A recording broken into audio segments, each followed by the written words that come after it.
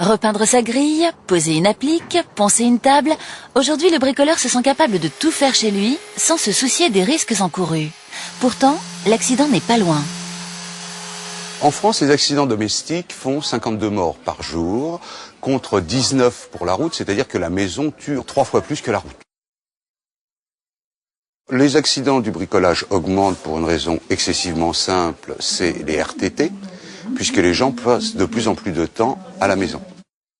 Plus de temps à la maison et plus de produits à utiliser, désormais, les magasins de bricolage proposent du matériel de professionnels.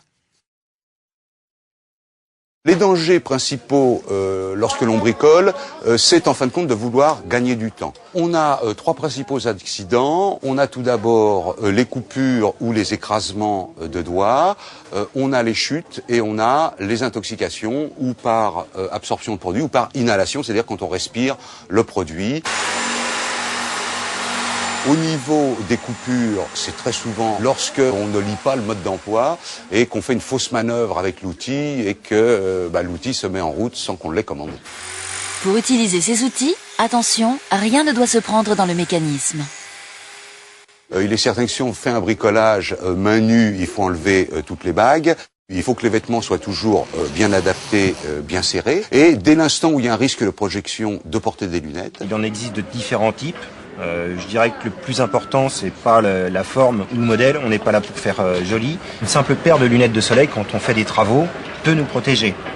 Les gens n'y pensent pas, mais un petit éclat dans un œil peut causer de gros problèmes, jusqu'à la perte d'un œil, tout simplement. Aïe! Dès l'instant où il y a un risque d'écrasement de doigts, porter des gants. Des gants qui montent au-dessus du poignet, pour éviter justement tout ce qui est projection quand on fait une découpe avec une scie à métaux par exemple. Quand les travaux dégagent des particules, les poumons peuvent être affectés. Il faut alors porter un masque. Vous avez les masques qui sont classiques, en tissu comme ça. Certains ont une petite protection. Indépendamment du masque, on peut aussi boire du lait entier. Il faut savoir que dans le lait entier, il y a 17% de matière grasse. Donc ce lait entier va tapisser les muqueuses de la gorge et les poussières qu'on respire vont se coller sur la matière grasse et glisser dans l'estomac et non pas passer dans les poumons. Au niveau donc des chutes, c'est très souvent les personnes mal chaussées, c'est très souvent on monte en hâte sans avoir calé l'échelle, sans avoir calé l'escabeau. Il est préférable de monter sur un escabeau pieds nus que de monter avec des vieilles savates qui risquent de glisser des pieds. On doit toujours avoir les épaules dans l'axe de l'escabeau. Dès l'instant où on a au moins la moitié du corps qui dépasse, on risque la chute.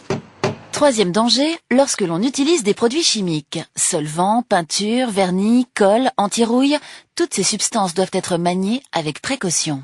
La première des préventions, dès l'instant où l'on se sert de produits entre guillemets toxiques, c'est d'abord de ventiler bien comme il faut, d'aérer au maximum, et dès l'instant où il y a un petit carré orange, ça veut dire qu'il y a un danger d'intoxication, donc il est préférable de porter un masque. Donc vous avez les masques à cartouche, et là chaque cartouche a sa spécificité, c'est-à-dire aussi bien pour les vernis que la peinture ou les produits nocifs comme l'acide chlorhydrique entre autres. Ensuite vous avez tout ce qui est gants en revêtement plastique. Ce n'est pas uniquement pour faire la vaisselle, c'est surtout aussi pour se protéger sur les brûlures, quand on utilise de l'acide chlorhydrique, du white spirit, voire même quand on fait de la peinture, tout simplement. Pour résumer, le parfait bricoleur doit toujours avoir chez lui gants, lunettes et masques de protection. Il ne faut pas non plus tomber dans la paranoïa. On va dire, non, je bricole plus, je fais plus. Le premier bon réflexe, en fin de compte, est d'abord de s'asseoir et de lire le mode d'emploi.